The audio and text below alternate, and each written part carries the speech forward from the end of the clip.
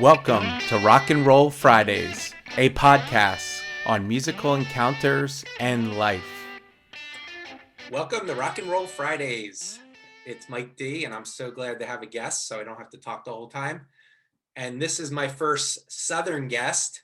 You could probably tell by his Jersey accent that Rick is from the Atlanta area. So I want to welcome Rick to Rock and Roll Fridays. Hey there, Michael. Thanks for having me. Yeah. So your Southern accent and my Jersey accent will come together on this chat. Nice. One of the cool things that when I've been talking about with Rick recently is music that I'm not familiar with that I think a lot of our guests and people that might know a couple bands. I hate genres, but obviously it's known as prog rock in this area, and we'll get to talking about that. But I definitely want Rick to kind of introduce himself and give a little bit of background where his musical influences lie. Yeah, thank you. Yeah, so like Michael said, I'm from the Atlanta area. I actually live in Woodstock, not the Woodstock from New York, but the southern Georgia Woodstock. It's just north of Atlanta.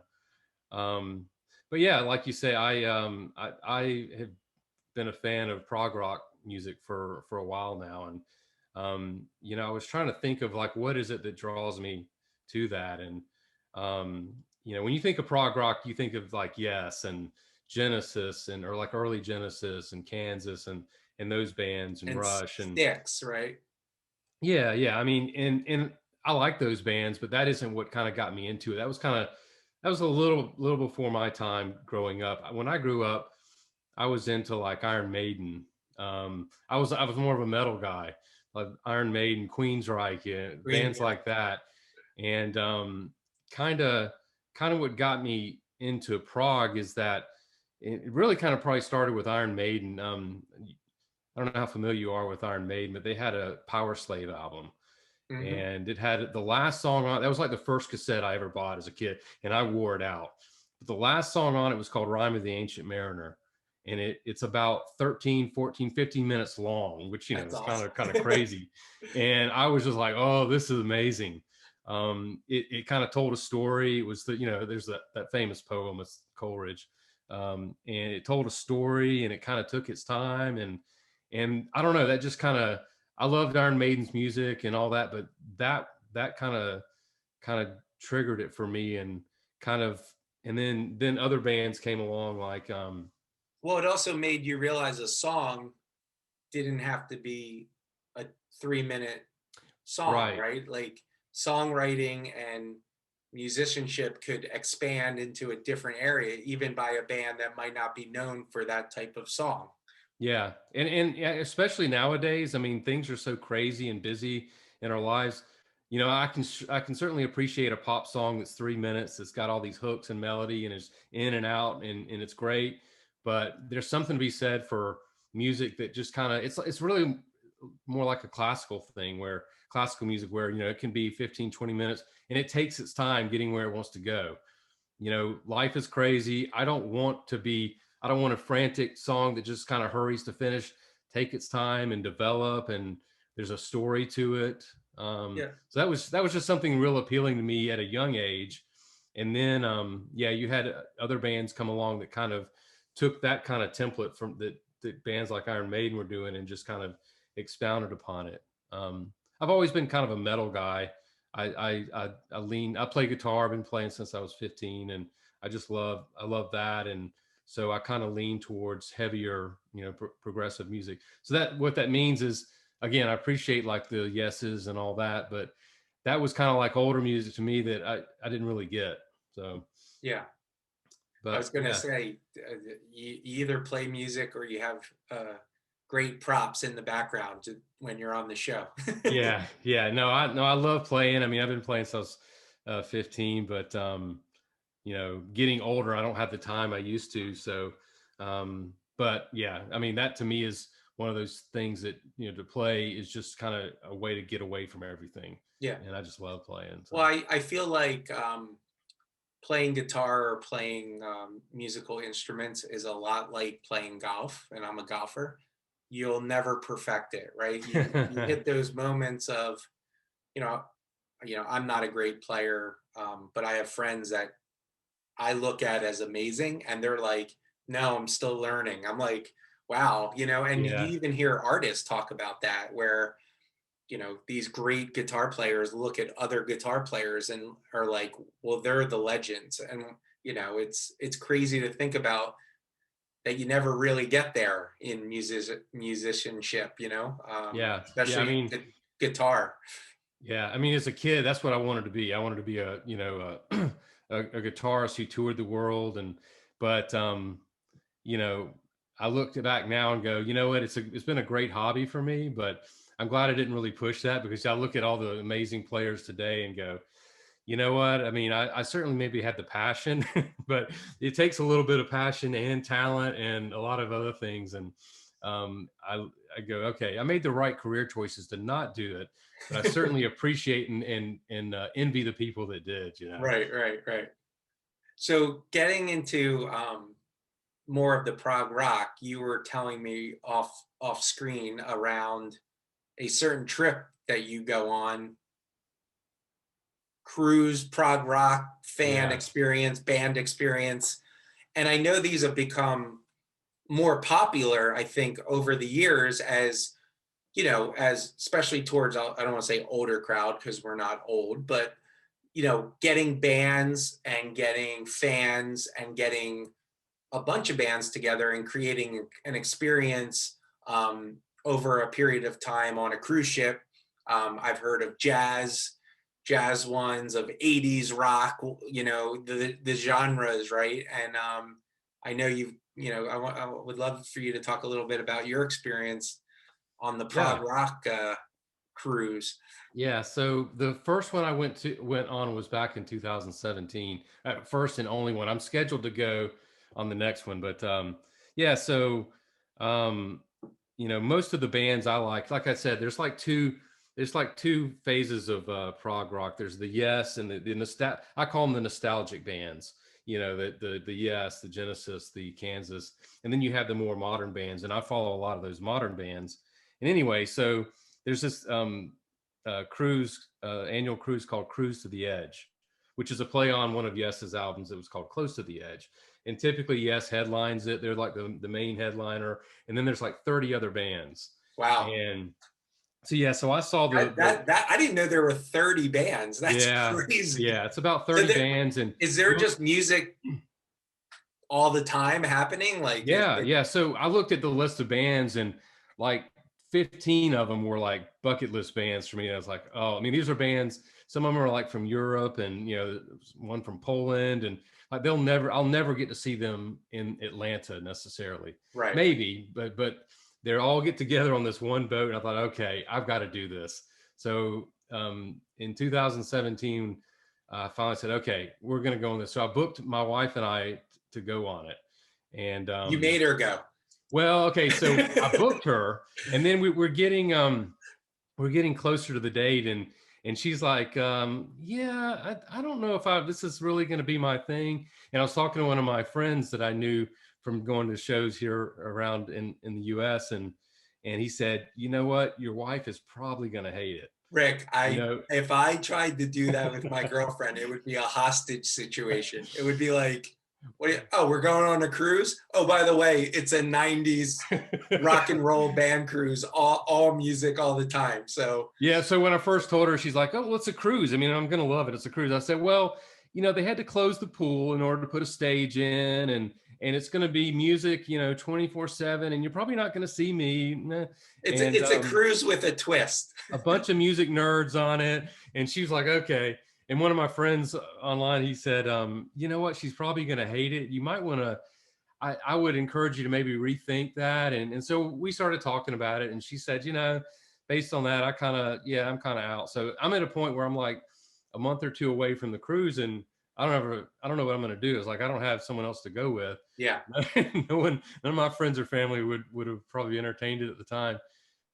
So anyway, I hit up a guy I knew from just online, like a Facebook, and he was interested in going, and so we started talking, and it's like, yeah, okay, so let's I got a cabin, let's just share it, and yeah, so we were set. And So I flew down to I think it was Tampa, and like the night before, and they had like a pre-concert that night, and then the next day is boarding a cruise ship just like normal. And but it's weird because I'm there. I flew down by myself. Yeah. Normally when you go on trips, you're with somebody. I was just kind of alone. I knew people online, but I never really met pretty very few people that were on this boat that I knew. So anyway, yeah. So I get on board, and it is the best musical experience of my life. I've go to a lot of concerts. Yeah. This is by far the best concert experience I've ever had.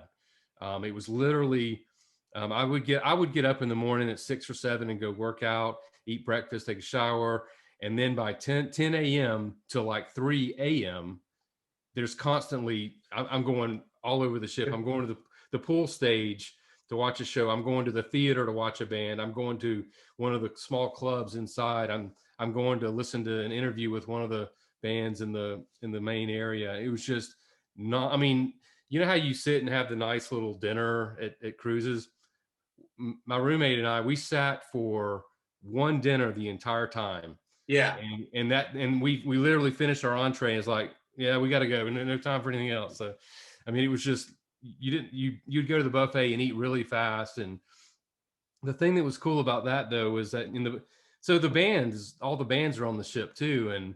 And so you're sitting there having dinner with you're sitting at a table with other people, and it's maybe one of your favorite bands. So you're sitting there talking to them, and you're just talking about normal stuff. That's awesome. So How long yeah. was the cruise?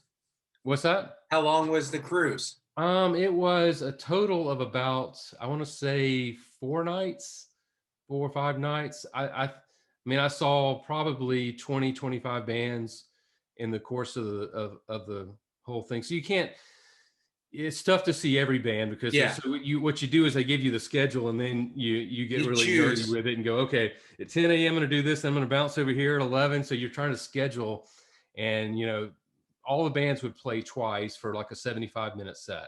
So some of the bands would just play the same set both times. So if you caught it one time, you're good. Or if you just kind of, if there's nothing else to do, I might catch this guy because I've never seen him before and there's nothing else on. But Right. your favorite bands, you try to catch them both times if you can.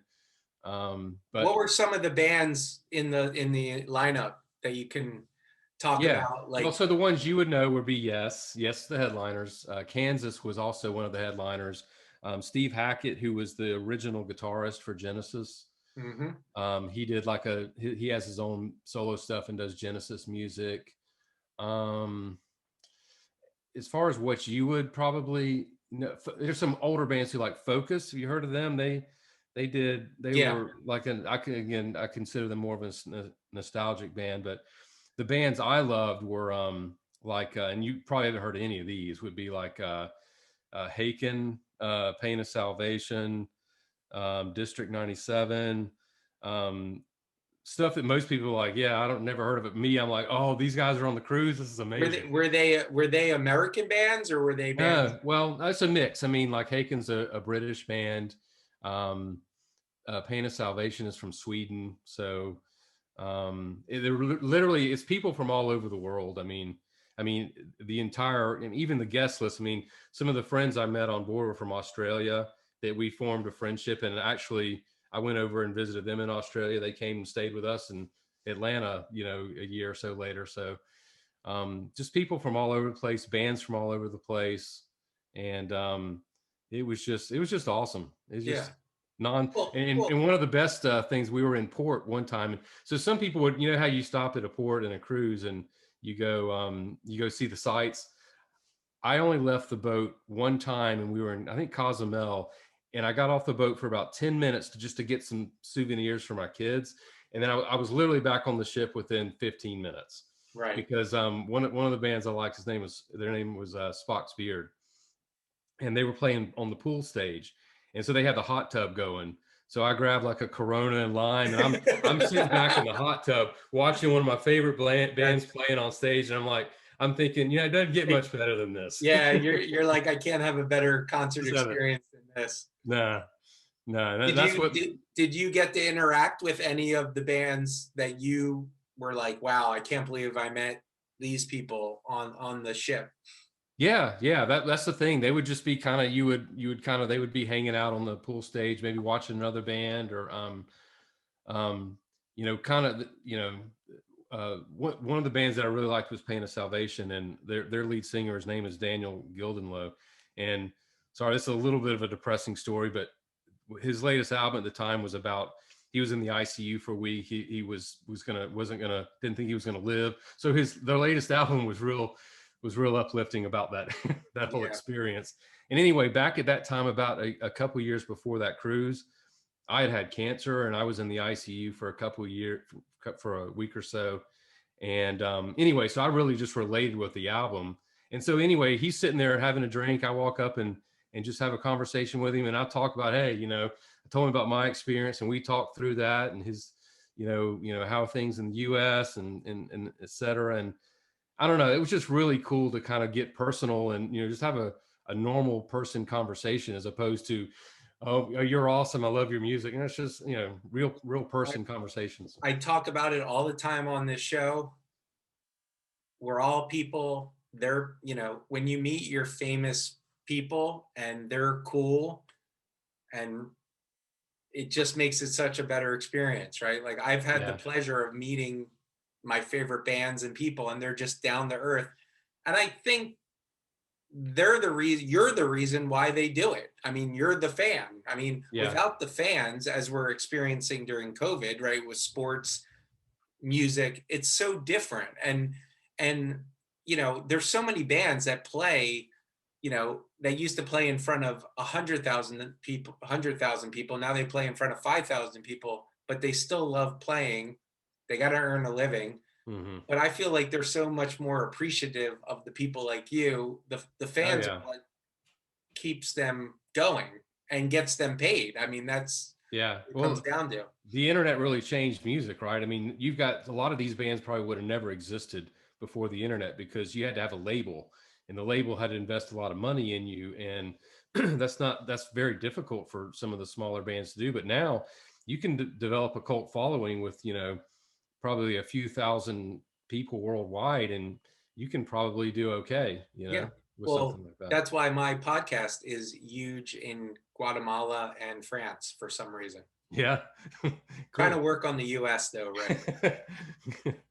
So let's talk about the other thing. And did the musical project, and you can get into the details, did that stem from the cruise or was that a separate endeavor? You're talking about the playing live. Okay, Yeah. so yeah, they have this concept on the ship called, I hope I don't get this wrong, late night live. We're starting at like 11 p.m. midnight or so. It's just people like me who are just cruisers can join up with other people and play Like an music. And open mic jam. well, it's in advance. They're very structured about it. So they gotta have, okay, we're gonna do these 50 songs for the week, and so then people sign up. I want to play guitar on this song. I want to sing on this song. And so anyway, um, so on this cruise, on the last cruise, I would go watch it. And what's cool is that the bands go and watch it at night, and they'll Right. Oh, sometimes jump up so on it's like a stage and reverse. play. Yeah. So it's like, can you imagine you're playing in front of the artist that wrote the song, and you're like, oh, I'm gonna butcher this.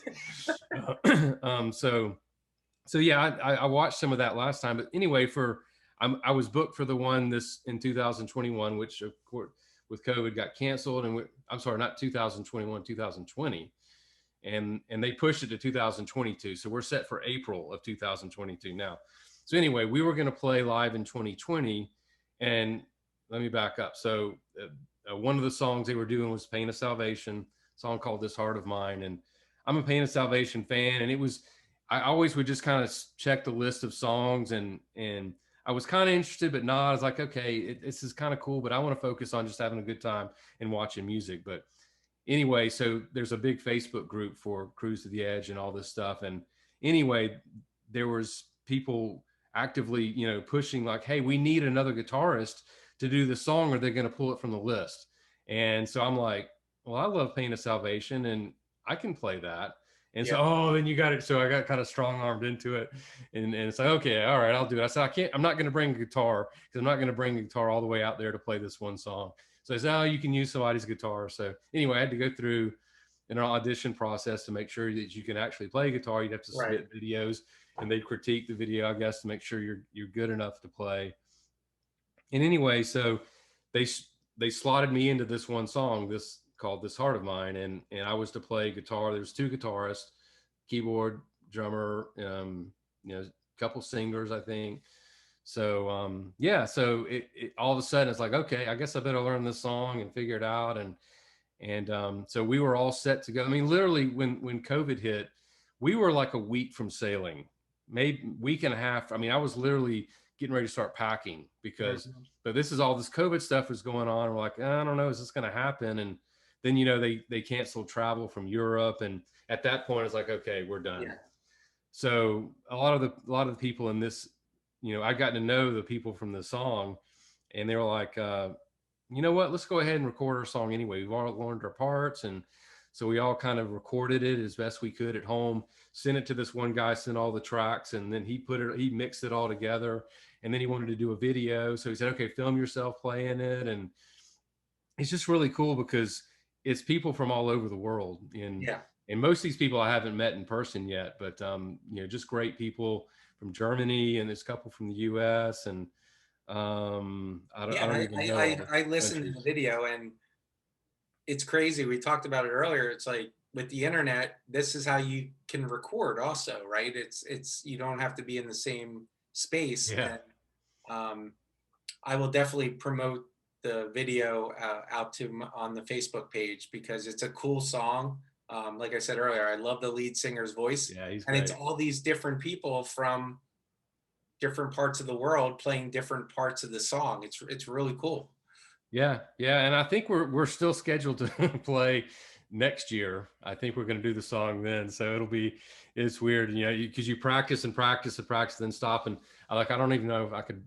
I probably couldn't even play the song now. I've probably got to relearn it. But yeah, and it's super cool to just. I mean, you build a friendship with people that from all over the world who just have a common interest in music and bands, and Yeah. I just love it. Yeah. Yeah. So so to finish the story on it. So the 2017 I did by myself, and anyway, I would always go on and on about it. So my brother and my cousin this time were like, "Hey, we want to go. Let's go. We don't really know the music or don't even really care about the music. We just want to go and hang out and have a good time, have a guys trip." I was thinking, and I was going to say the same thing. I was like, you know, you're talking to someone that when I landed in Japan, my friend took me to a three day um, 3 day Japanese music festival, all in Nice. Japanese. And so I was, as you were talking, I was like, this sounds fun. Like, Yeah. Oh yeah, I have no doubt that they'll have a blast with it. They like to give me a hard time about the music. I don't know if I'm gonna like the music. I'm like, you're gonna find something you like because you're gonna it's a find, mix. They have some fusion kind of jazz guys. They have some straight, old prog rock. They have some metal, kind of progressive metal type stuff. And there's something for everybody, and it's just a blast. So you should go. Yes, you got a year. Next well, April. it's like I feel like I know I'll be old when they have the '90s cruise, right? When they They start do out, that. yeah. Yeah, they have in fact my roommate, I think he from the last cruise, he does have you heard of Rock Boat? The Rock Boat? Yes. Is that 90s or It, is it alternative? I think it might be. I know they have the '80s, but when I Yeah. see like Blues Traveler and Sheryl Crow on a cruise, then I know I'm old. So Yeah. awesome. Well, Rick, it's been a pleasure. These stories are great, and I will definitely promote and post you on guitar, and your band, your kind of cobbled together band, and the Cruise from the Edge, right? Is that Cruise to the Edge. Cruise to the Edge? Yes, Sounds cruisetotheedge.com. They're still taking bookings, I think, for next year. But yeah, it's awesome. it is amazing, and there's music for everybody. So you don't have to go, oh, I don't like that kind of music. You'll find something you like. Awesome. Well, Rick, awesome having you on. I appreciate it. Thanks, Michael. I appreciate it.